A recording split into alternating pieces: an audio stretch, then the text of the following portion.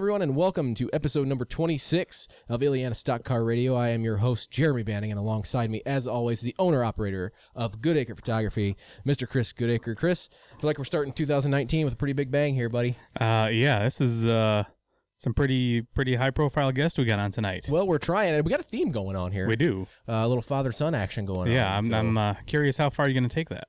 Well, we got quite a ways in the local racing community we could take this. Yeah, we do. We have the connections to make it happen. So I am that connection, aren't you I? are. Well, yes. although I think you're I getting set there. this one up on my own. Yes, I'm very proud of you. You should be. I am. I don't have long DJ's proud of you too. Well, you know. Yeah, you did a good job. Good job. Yeah, that's good. Good. Everybody's there. So, Chris, I think we got a bit of a long show today. So, looking at my notes, I think this could be a while. So, yeah. We are going to go buckle ahead. in. Yeah, so we're going to go ahead. Pull those belts tight one more time. Yeah, exactly. We're going to go ahead and get to it. Like we said before, we have a father-son duo for the second episode in a row here in 2019. The father, 13-time race winner in the ARCA Racing Series, former track champion at Raceway Park, Grundy County Speedway, Illiana Motor Speedway, 14-time four-time. I get, see, there's so much going on. I would love it. It was 14. 4-time Bentonhausen Memorial 100 winner, 2017 inductee into the Illinois Stock Car Hall of Fame. It is the Dire Flyer, Dave Weltmeyer. Dave, thanks for joining us. Thanks for having me, guys. And then also, right here to our left, we have son of the duo here, 2010 Illiana Late Model Rookie of the Year, former championship contender and race winner at Illiana Motor Speedway in his own right, and also race winner at Grundy County Speedway. It's the Little Flyer, DJ Weltmeyer. Yes, sir. DJ, Thanks for having welcome. me, guys. Yes. Well, I know we're excited to have both of you on here at the same time. Like I said, it could be a bit of a long episode, so I kind of want to start at the beginning. So, Dave, we'll start with you. I got to know, because I know this is going to be a pretty big number. How long have you been involved in racing total? Well, heck, I helped my dad when I was 10 or 12 years old. Myself, I think we built my first car in 1970, so it's been 50 years or something messing with this stuff. So, yeah, I was doing the research and did see that you were a second-generation racer, and that your dad raced before you. Is that kind of how you got the racing itch, was through him? Yeah, hanging around with him, going to the racetrack with all them guys in the early 60s and stuff. That's why I got hooked, yep. So how'd you make the decision to start racing? Well, my dad was just getting out of it, kind of, and I actually built the first car without him knowing. Jody Ambrose from who owns Tech One now, race cars. Me and him built a car back in 1970, a little six-cylinder, and went out to Raceway Park, and that's when we started racing. Yeah, I mean, that's pretty much it. Yeah, now you achieved a lot of success at Raceway Park, Illiana, Grundy. Were you one of those guys where it kind of came easy to you racing? Because you hear about it all the time. Guys, they start and they win right away. Did it come easy to you, or was it pretty hard work and tough sledding at the begining? No, it was hard for me. I was scared to death when I first started and stuff. And it took me a while to get going. I didn't win a race for a couple of years and stuff, but I loved the sport so bad. I just kept working hard at it and got a little better at it, and finally had a little success.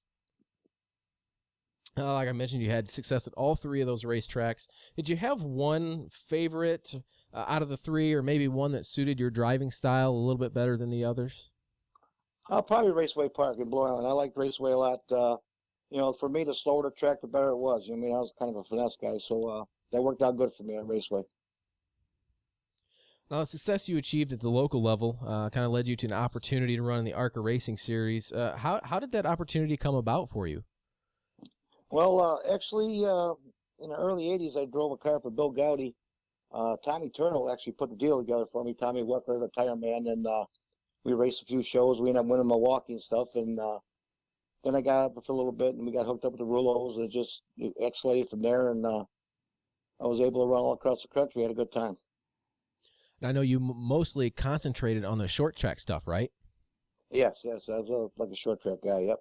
Did you run any of the super speedways in your career? Yeah, I ran Daytona, Talladega, Pocono, Michigan, Texas. I ran them all. I think the best we got was a 6 or something. I never had too much success on the big tracks, but I ran a lot of them. Now, I know you mentioned when you started you were kind of scared to death of get in there and do it. When you got to Daytona and Talladega, was that fear still there? No, actually, them tracks were pretty easy to drive. Daytona and Talladega, plate track, but the other tracks, no, I got over that fear, and I just ran as fast as we could with what we had. We didn't have the best of the equipment, but there was no excuse. We still had a lot of fun out there. Now, when you were racing in the ARCA Series, were you still racing locally at that time? I in '86, I think we won a championship at Grundy, and then we quit short tracks for a little bit. Went to ARC in '87 with our own stuff for a couple of years. Then I think when I started racing for Rulos again in the early '90s, that's when I got a short track car again. We ran both ARCA and my own short track car. Now, despite your success at Illiana over the years, track championship kind of eluded you until 2003. Was there any reason for that, or bad luck, or just didn't run a full season there, or kind of? No, just in the early years, Eddie Hoffman kicked my butt. In the middle years, Frank Lissie kicked my butt, and then the last years, Mike White kicked my butt. So. Yeah, I know that's kind of when I started, and going to the racetrack quite a bit. It was you, Mike White, and Eddie Hoffman. The three of you would trade it back and forth quite a bit. So yeah, you guys were definitely a top three there. Now, when did you make that decision to kind of hang up the helmet? Well, it was getting late in the game. In '07, I went to work for Michael Annette. Actually, quit my job and full-time work with Michael Annette, who runs Nationwide now and stuff. And I quit that year, and then I got back in and raced a race and this and that. And DJ been helping me the last couple of years, and we had the car sitting there and stuff. So we kind of just bowed out of it little by little. And by '09 or '10, I did the last tire test at Illiana, and I was done with it then. And DJ took over. Right. Now, you mentioned tire tests and testing cars and doing some of my research as well. You were actually the first person to take a stock car around the Chicagoland Speedway in Joliet, if I read that correct, right? Yeah, Chicagoland and Kansas. I was the first guy to test for NASCAR. Yeah. What was that like being going out on those tracks for the first time? Oh, it was pretty cool. When we went out there, they didn't put the final layer of asphalt on yet, so we did. I think Jimmy Vassar was there with the IndyCar. And we just run all the lanes and, transaction to the pits and this and that. And they had a couple humps that they adjusted and stuff like that to get the final even of the track, the smoothness. So it worked out pretty good, It was all right. Right. Now, you still have any involvement with like ARCA series teams or anything like that? No, well, I do some short track tire stuff for different guys. I work with Stuart Friesen this year at Snowball. I do the tires for that team, and we ran 4 or 5 shows. I work with Eric Jones at Slinger Nationals. So I stay in a little bit, stay on my game with the tires. Awesome. Now, DJ, when you went to your dad the first time and said, all right, I want to do this, I want to race, what was that conversation like? I don't know. I mean, I don't even remember doing that. I mean, I had to be little. When I was, serious about it, I bugged him all the time from the time I started helping him. When am I going to get, a chance to see if I can do it and see if I can get something going with it. We tested the first time when I was 14. So we went to Plymouth when it was asphalt, and he's like, we talked about it for a long time, and we went out there and kind of just learned how to drive it. I was driving stick when I was 12 or 13. We had a little Ford Escort I learned how to drive stick on. Which was kind of a lost skill nowadays. Yeah. There's a lot of people who don't even have a clue how to get started with that. But I wanted to do it really bad because it's a good skill to have overall, not alone, let alone in a race car. You need it. So, it was just a lot. We spent a lot of time together when I was in school and lower, middle school and high school, things like that. Before I got going, I was in the shop a lot, so we talked all the time about when that transition was going to finally happen, just to get laps in it, let alone to start racing, a few years later. Mm-hmm. Dave, what was that like on your end? It was scary for me. I mean, I wanted to make sure he was prepared. That's why we actually tested at the local tracks a couple times before he went out, because I want to make sure that, for his safety and the other driver's safety, that he had some kind of idea of the speed in the car and the other people, so it worked out good. I was comfortable after a couple of weeks. Right, kind of like we mentioned here, you jumped straight into late models. There was no, stair-stepping ladder, from a 4-cylinder or Legend or Bandolier or anything like that. It was straight into late models. Was it just you had the car laying around and that's the way we did it, or? That was a large factor on it. From the tests that we did, it was from buying a street stock or a mid-am or doing something like that. That would have been a good route to really, get my feet wet and things like that. But all we had to do was pretty much move the seat back and make it work by that time. And I was taller than him by 7th grade or something like that. So, But he's not rubbing that in or anything. No. Yeah, no. But I mean, all he had to do was move the seat back and get comfortable, and then just kind of learn. You know what I mean? Every race was a practice. Every practice was. I mean, everything we did, we tried to pile everything together. When we would try stuff in the race, I would learn different lines while racing and things like that. And the biggest thing that we focused on was safety. So as long as I can hold my own line and not endanger myself or the others around me, I mean, that's kind of what we were going to stick with, because we had, his notes and things like that, to where that'd be some good notes to have. Yeah, too. yeah, we definitely the car was faster than me for the first few years, where I was not faster than the car, to where I wasn't going to say, hey, we need to tighten it up or loosen it up or do something to change it to make it faster. It was me getting in the right line, going in the quarter hard enough or soft enough, not overdrive it, not underdrive it, and learn kind of what I need to do to be comfortable, to be fast. You know what I mean? So. Right. Well, I mean, those are fundamental things that I think sometimes can get lost in the shuffle, as whatever sport you're in, because everybody thinks they're going to go out and just be gangbusters right away. You want to think that until you make 2 laps around everybody else, and there's no such thing as slow people. When you have guys, if there's 20 cars, the guys in 18th and 19th, they're still very skilled, and you have a lot of respect for them when you go out there and you're a second and a half off and you think you're flying, and you get driven around the outside by 10 cars. So yeah. Well, I mean, you talk about racing other guys, with respect, and they're fast. When you started racing, you were still racing guys like Eddie Hoffman, Mike White, guys you saw your dad race against. What was that like for you, being out on the same track with those guys? I mean, it was insane. I would YouTube wasn't super big 10 years ago or whatever, so there wasn't as many in-car videos as there are now, where I can go and there's a track in Idaho I want to look at, and there's in-car video for it. But watching them growing up and things like that, it was crazy. I didn't actually race with. I respected them. I was super excited to be around them, but I wasn't ever competing with those guys. For the first few years, I wasn't even close. So I mean, I'd be on the same track, but we were not racing together by any means. So that came a little later. So, do you think they maybe looked at you different because you were Dave's son, and maybe not necessarily as another competitor, or do you think maybe from that standpoint? Or I've never really talked to anybody about it, but you can kind of get it. Just like, I feel like they're gonna not give me any breaks from square one. I was getting bumped out of the way, and the first fast heat I made, I got spun out just because I was too slow. And I started up front, just made the heat, and I was just not fast enough, and I got spun out just for not going through the middle of the corner fast enough. But it was, I mean,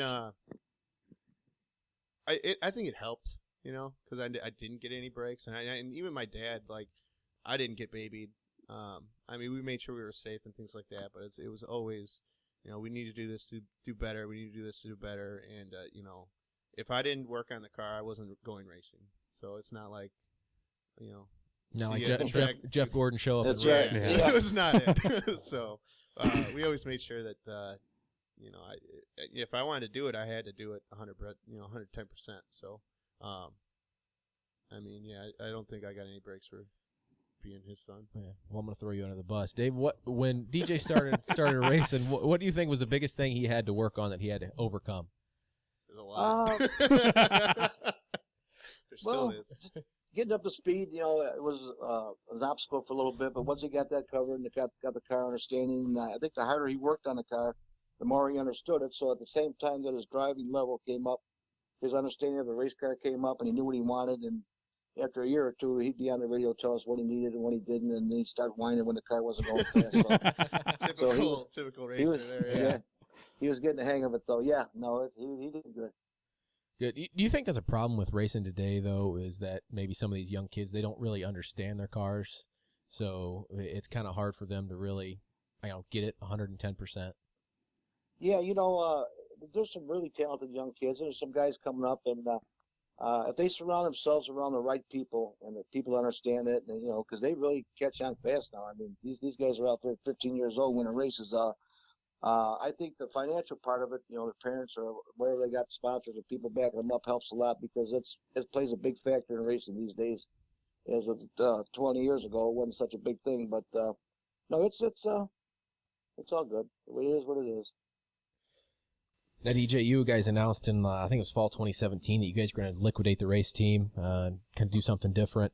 What played into that decision for you guys to do that? Basically my parents moving. That was pretty much it. I was in an apartment, still just finishing school, college, so I didn't have a house at the time, and he was making moves with what he was doing, so we just figured it would make sense to kind of do this at this point, and it was one of those things where, like, once you're, you don't realize you missed something. Like, we knew we were going to miss it. There's no doubt about it. Right, Like, I didn't want it to happen. But, like, the more we were out of it, the more we wanted to be back into it.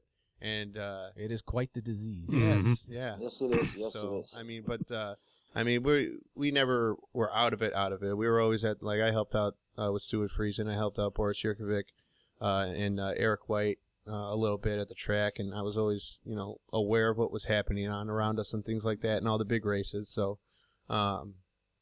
yeah, that was the biggest factor, was him moving, and we just really didn't have anywhere to put the stuff. We didn't want to put it in storage or anything like that, and just have it rot. So sure. Now, did you do any racing at all in 2018 last year? No, I didn't. I didn't strap into a race car at all, and that was very difficult. That's weird, just no chances really came up, and that was pretty much. I messed around with some go-karts and stuff like that, but nothing serious, Right. Fast forward to New Year's Day 2019, though, you guys had some pretty exciting news come out. The number 16 is going to be returning in 2019. Anything you can let us in on there? No, I mean, we're putting a new left-hander together. We're starting from square one, so we found a car that was just a bare frame, and it was new and updated. So we're just kind of starting from scratch and just gonna make sure everything we do have is just what we need. Like, we had so much stuff. I remember seeing the Facebook post. Yeah. It was like an auction. Yeah. He had a lot of stuff built up after a long time, and I was impressed with the way he was getting rid of it. So there's stories behind it. Where'd you get this impact wrench? Where was this quick fill gas can from? There was so much stuff. So we're just using what we need, basically. So we're gonna get this car together as fast as we can. Me and him are working on it, and we're gonna just try to get out to Grundy and make some laps. All right, so we're going out Grundy racing this year. Yep. All right. Yep. So we're just gonna go out and try to win. That's the big goal for this year, is get back into the swing of things, make sure everything's safe, and then go out and have some fun, win every time we're there. I mean, I don't, it's not gonna happen. No, every time you gotta have that mindset. Yeah, if you don't have that mindset, yeah. you're Right. gonna beat before you get there. You know. Every time we're at the track, we're gonna think we can win and go to win. You think you can, yeah, that's right. Yeah, absolutely. Well, I know we'll be there a few times, so definitely look forward to seeing you out there. So, Dave, I'll come back to you a little bit. You raced against a lot of different racers throughout your career. Any one racer in particular that you can think of that maybe you would classify as your greatest rival, or someone you had the greatest rivalry with? Well, back in the day, I wouldn't say it was a rival. Frank Linsky and me raced a lot together. We were pretty hard competitors. At the end of my career, me and Eddie Hoffman Jr. had some pretty tough battles. So, I mean, it was exciting for both of us through the decades. I had a couple different people, but not really bad ones. I was saying, it's kind of funny that you mentioned Eddie Hoffman Jr. I can remember one time at Illiana, not a couple years ago, I think you, DJ, and Eddie were involved in an altercation that I think there was some stuff we're starting going on we're starting to get quicker and quicker, and we ended up racing around him a lot. He was very fast there at the end, and we ended up keeping up with him basically. And when you're racing with somebody who's been doing it a long time, and he knows every nook and cranny of the crack and stuff, we're racing with him when we're duking it out. So every lap I'm around him, I'm trying to learn something, or any of those top guys, they all have a lot of skill and experience. So being around him helped me get faster, which was not good for him, but the more or anybody. But we got in some beating and banging and stuff like that, but that is racing, So. Yeah, absolutely. That's kind of what you're there for, especially short track racing. Yeah. You're gonna rub some fenders every now and then, Mm-hmm. So, Dave, I'm kind of interested in your opinion of this. Obviously, 2019 season's getting ready to start off. You hear a lot of different things about the state of racing now. In your mind, your opinion, what is the state of asphalt short track racing to you? Obviously it seems like the dirt stuff is a little bit more prominent now. They're kind of having a little bit of a renaissance, so to speak. So just interested, as a veteran of asphalt short track racing, kind of get your thoughts on the state of the sport. Well, the sport's in trouble, I think, right now, because of car counts and all these associations, different tracks. I mean, all the promoters are working hard to try to save some guys some money. There's a lot of guys with cars sitting that can't afford to run them, or the new technology with the bump stops. There's always different reasons why these guys are pulling out of it, video games. All the kids are working video games instead of working on race cars like it used to be years ago. But no, racing needs a little bit of turn. They're working on some stuff at Grundy. I don't know what they're going to come up with, some rules or trying to do some stuff that makes it better, more competitive for the cars that are sitting and the guys that come out. So I hope they're going in the right direction. They had to do something. So we'll see what happens. So for either one of you, any predictions for 2019? Put that new car together. What do you think, Dave? I like to win a race or two. I mean, I like to be competitive. That's all. I like to hang out in the front of the pack, racing with them guys. I'd be happy with that. Yeah, mine's the same. We had the speed there a couple of years ago. Things are going to be different this year with whatever they're doing with rules. Whenever they figure out what they're going to do, we're just going to try to get to the front of the pack with whatever we are dealt with, whatever tires or bodies or anything that's going on as far as that goes, and then just learn it and do a bunch of research and try to be up front. Right. Well, obviously you've proven you've got what it takes there. One of the last times you were there, you won a late model feature, kind of a side-by-side duel, I think, with Billy Nippenberg is what it was. That was a little bit of a controversial finish. At least from his point of view. Yeah. Yeah, not for us. We were good. Yeah, it was a crazy night. That was we had a good first night there. I think we only raced like 4 times in 2017 or 5 times. And first couple of nights we got some fast times. We got fast time that night that we were hanging out in 4th, and I think 2 of the leaders spun out, and Billy was 3rd and I was 4th. And there was like 3 restarts. Like the first 2 restarts, he killed me and just took off. I couldn't get the car to turn. I don't know whether I didn't have the brake or the tires cleaned off enough or what, but everything clicked like the last restart. Like I got a jump on him to where I followed him straight into the corner. He slipped up. My car bit and turned. We got next to him down the back straightaway, and then, I wanted to keep him in the race, so I didn't wreck him. So if anything, it was a rough finish, but he finished 2nd by 4 feet. He wasn't spun out back into the wall or anything like that. So he got, it was rough. I wouldn't have wanted to be in that spot, but it has happened to where we've had some close finishes and things like that. But we've been on the short end of the stick. You're right. Yeah, we've been on the short end of the stick, and I think he went out and won the next night or the next couple nights later, or something like that. Yeah, I definitely will think one of the mottos of short track racing, usually what goes around comes around. Yeah. So if you're on one end of it one week, you can be on the other end the other week. It's a very, very roller coaster like sport where you're on the top of the world and you're spun out back in the fence 2 laps into the next race. So right. Some of that's out of your control, but right. Try to mitigate that. Sure. Dave, I got to ask, usually, this is kind of one of those deals where it's like, kind of pick your favorite kid or whatnot. But looking back on your, and I'm not going to make you do that. Yeah, Taylor might be watching this. Taylor hands down. Yeah, because we know DJ's losing that battle. But looking back on your racing career, does any one moment stand out? It's like your favorite. I've had a lot of good moments. I don't know. I think maybe winning Milwaukee was big because I just got in that car for the guy and I was running short track stuff and I was in my late 20s. And back then you didn't have to be 12 to win a race. That was about the prime of your career. So right. I think that's probably the highlight right there, winning Milwaukee. Wasn't that? I think he was stuck in gear too for the last couple of laps. Like he has a story about it. Do you remember? Yeah, there was a lot of stories. Yeah, well, hey, we got nothing but time. Yeah. yeah. We couldn't get restarted real good, but once we got rolling, we were good. So I guess when it's your day, and that's just how it worked out for us. Sure. Now, I guess I'm going to go to the other end of the spectrum. We talk about it being a roller coaster, the ups and the downs, and the highs and the lows. Anything in your career that maybe you wish you would have done or wish you would have accomplished before you hung it up? I think earlier in my career, I had some opportunities to move south. That's what NASCAR country was and this and that. And I probably waited too long, but I'm happy I stayed up here. I got a great family, had a great career, and everything's good. So I wouldn't change nothing. Excellent. Well, we're definitely glad you're here to talk to us. So, Yeah. Makes for good. Anytime, yep.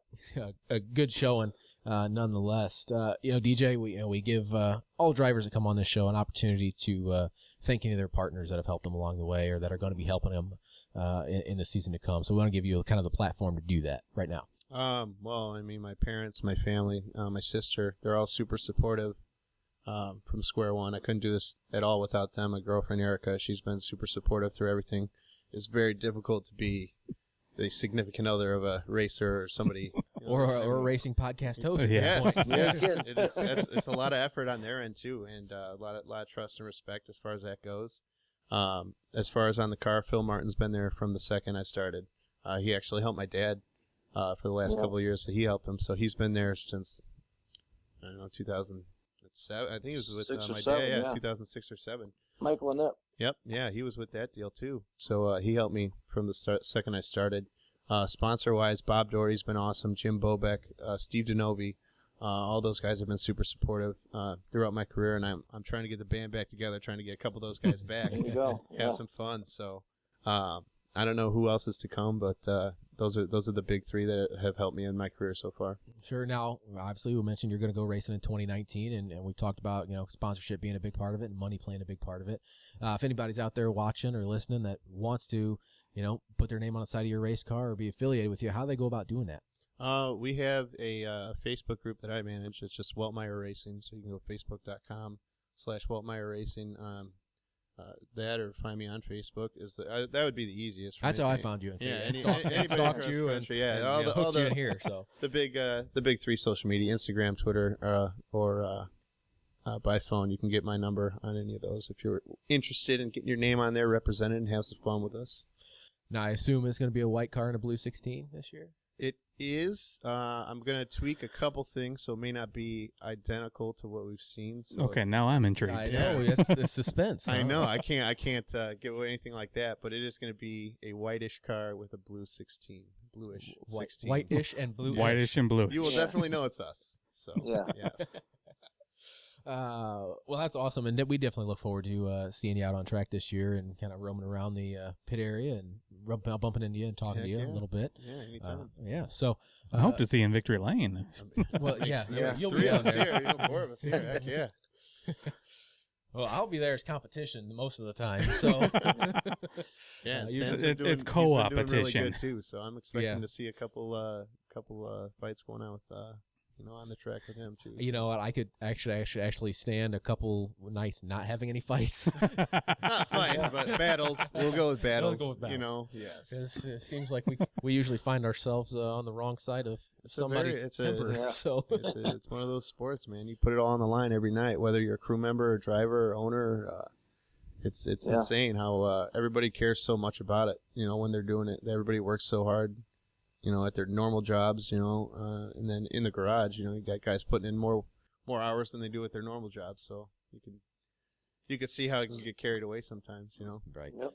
Well, you talk about normal jobs. We'll kind of, introduce folks to the personal DJ Weltmeyer. So what are you doing now? I'm an engineer. I'm a production engineer at Pratt Industries. Oh, so you work right around the corner from me. Yes. Yeah, literally. Literally right around the corner. Just started with them, so I've been working hard with those guys, and we put in 60 hours a week over there. So we work hard over there, and it's 100% recycled paper. So yeah, I smell it most of the time. Yeah, so. yeah, it does. Yeah, it uses everything. So I know you're living in Hebron now, right? Yep. Yeah. Just a couple minutes down the road from us here. Yeah, so. pretty short. It's about a 10-minute drive. So awesome. Barely almost missed the driveway coming in. I almost did. I'm like, I turned and I saw the numbers. So yeah. Well, you probably saw all the stickers off the back. Oh, yeah, the truck with my name all over it. Some updated ones. I know. I need an updated truck. The rolling billboard over there. So. Yeah. Yep. Well, we definitely thank you guys for taking some time out to talk to us. And, Chris, there's a show business, always leave them wanting a little bit more. Exactly. These two are probably a plethora of stories that we could sit here and talk for a couple hours. We can have them on again. Yeah. And you know what? I think we should do that later on down the road, so we can do that. So we'll go ahead and take a few minutes to thank our partners here. Yeah. All right. Partners for 2019, Damn It Race Videos. You can find him on Facebook and YouTube. You can. He is he stepped up this year and is supporting us. I know he's supporting a lot of other local racers and racing ventures and stuff this year. So yes, I want to say he just got involved with Keys Racing, who you'll mention here down the line. Yeah, that's going to be in about 3 other bullet points down the line here. But Dimmitt's hooked up with them now too. Yeah, exactly. He does a good job. He does a really good job. Does. So if you can't make it to the races, Grundy County Speedway or South Bend Motor Speedway, check him out on Facebook and YouTube. Damn it, Dimmitt race videos. Also S4 Motorsports Marketing. You can find them on Facebook and Instagram. Keep up with that race team and all their marketing adventures out in Northwest Indiana. Also, Good Acre Photography. Yeah, that's me again. Some photography They company. do the best photos at the track. Thank you, I just DJ. want to say that. You are getting some stickers. Yeah. Chris, how can folks find Good Acre Photography? Well, they can find Good Acre Photography at www.goodacrephotography.com. We're also on Facebook. I think we have an Instagram. I don't. My What kind of business owner are you that doesn't know all the picture. I put my publicist in charge of all this stuff. Oh, that's I see headlights coming there. Yeah, Somebody just got thrown under the bus. Yep. I also want to thank International Women's Motorsports Association, IWMANation.com. You can find them on Facebook and Instagram. Keep up with all the women in motorsports. We got some local contingent that is represented on there as well. So you can find them there. And also Left Turn Graphics. You checked out their Facebook page for current specials. I know I think they're running a couple right now. They are. For graphics for the 2019. So yeah, I think there was a Valentine's Day special. I think they had like running. a Valentine's Day special and then some kind of like winter snowstorm special thing. Yeah. They were kind of running almost like Melissa's like stuck in the house because she snowed in and wants to cut vinyl. Well, I mean, what better? I mean, to at do? this point, it's maybe not so much snowed in, but At this point, it's flooded in. You need an arc to get out. yeah, My dogs can't even walk in the backyard without. your dogs can't walk in the backyard anyway. Well, that's true. They're about belly deep in water. So, again, DJ Dave, thank you guys for coming on. Okay. This episode, and definitely look to have you on again. Like I said, you guys probably have a lot of stories to tell. Yeah. We would definitely love to get those out to the masses. So, Chris, I think that's going to do it for this episode of the Illiana Stock Car Radio podcast. So if you're watching this on YouTube, hey. What? You forgot our hydration specialist. Oh, well, if our hydration specialist was actually here, Jason we would Moorhead- have labeled bottles instead of a Sharpie on a cup. Yeah, so All right. Jason Moorhead, MoFast Speed Shop, he needs to get on his hydration duties and make sure we are well hydrated for And future awfully parched. Yeah, this awfully whole- parched here on this episode. In our red Solo cups. Which is water, by the way, for anybody who's curious. It is just water. We'll leave the hard stuff. If it upstairs. wasn't, this would be a much longer episode.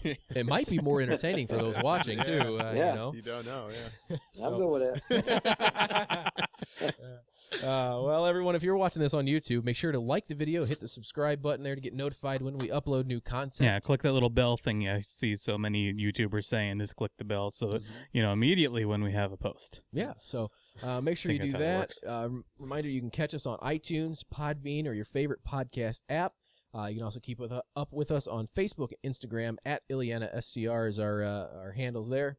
Once again, Dave, DJ, we want to thank you guys for joining us this week. We hope everybody out there enjoyed this episode of the Illiana Stock Car Radio podcast, and we will come to you guys again in a couple of weeks. So we hope you enjoyed, and look forward to seeing everybody next time on Illiana Stock Car Radio.